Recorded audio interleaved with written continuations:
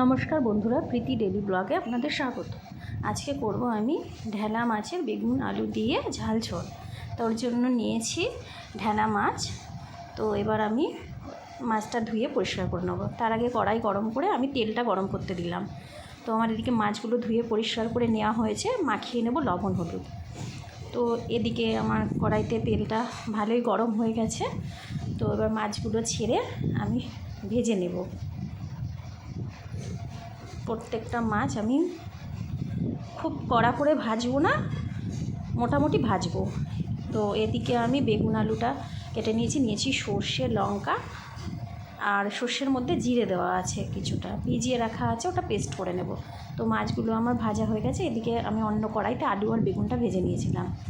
তো এদিকে লঙ্কা আর জিরে আর সর্ষে পেস্ট করা হয়ে গেছে। কড়াইতে দিলাম দুটো শুকনো লঙ্কা ফোড়ন, কালো জিরে ফোড়ন, আর ওই সর্ষে জিরে লঙ্কার পেস্টটা দিয়ে দিলাম কিছুটা হলুদ দিয়ে এবার ভালো করে কষিয়ে নেব।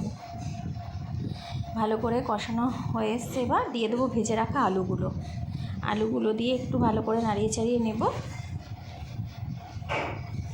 তো এই মাছটা আমরা ঢেলা মাছ বলেই জানি, অনেকে হয়তো অনেক রকম নাম জানে।